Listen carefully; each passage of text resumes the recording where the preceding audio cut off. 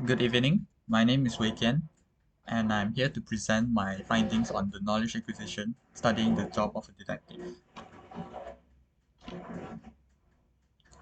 These are the topics that I'll be covering throughout this presentation. Knowledge acquisition techniques, their strengths and weaknesses, the type of information that they provide, and the application of the knowledge. The development of an artificial intelligence detective requires a comprehensive understanding of the detective's roles. Two knowledge acquisition techniques, interviews and surveys, can provide valuable insights into this role, each with their own unique strengths and weaknesses. Interviewing is defined as a qualitative research technique relying on asking questions to participants and involves two or more people, one of which is the interviewer. A survey is defined as the collection of qualitative or quantitative information through responses to questions by a sample of individuals.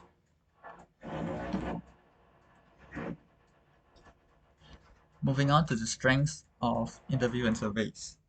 Interviewing allows for customization of questions to provide precise or in-depth insights of a subject. Besides that, they allow identification of non-verbal clues such as body language and emotions. Last but not least, they are helpful for sensitive subjects as participants will feel more comfortable expressing their opinions in a private setting. Surveys, on the other hand, allows for a larger data collection from a large sample of respondents. Surveys can be conducted remotely and prevent geographical dependencies. And lastly, they are inexpensive as they can be sent remotely or placed online for respondents to answer. The weaknesses of interviews and surveys will be covered in this slide. Interviewer bias, influenced by personal beliefs, can impact question formulation and response interpretation, risking inaccurate data.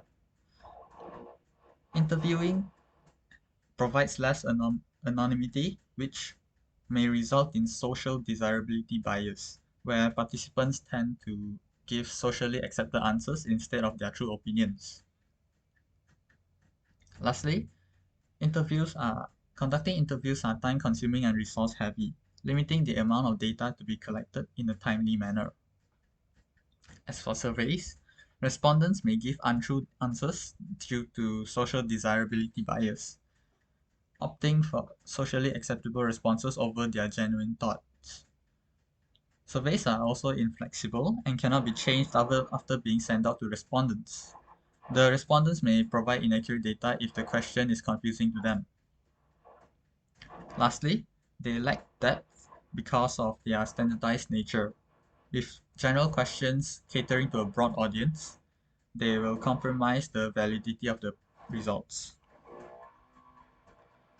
Moving on to the type and application of knowledge in developing intelligent detective.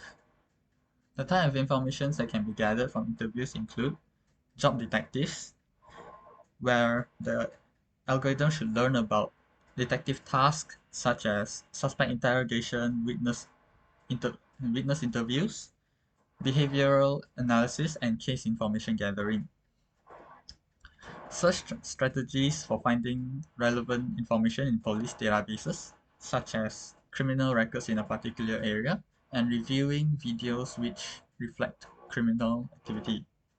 Lastly, understanding how detectives make critical decisions in a case, including how they connect different pieces of evidence together to form a cohesive situational understanding. Surveys reveal useful data sources and methods for collecting evidence in investigations, including structured interviews, consensus groups, documentations, and archives. Lastly, surveys help identify ethical dilemmas in investigations, guiding the development of algorithms that account for ethical considerations such as the acceptability of lying in certain situations. Finally, let's explore how the information gathered can be applied to the algorithm.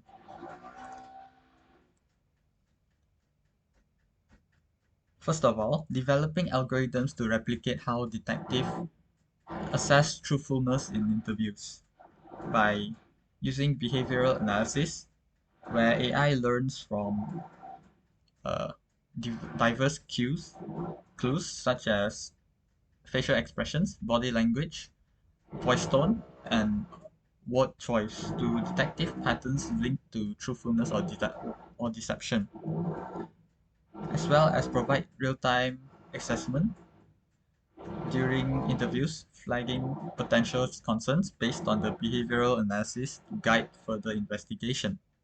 An example for this point is that if an AI identifies that a suspect frequently avoids eye contact and exhibits erratic body language, they will flag as they will flag the suspect as uh, potential deception and prompt the investigators to delve deeper.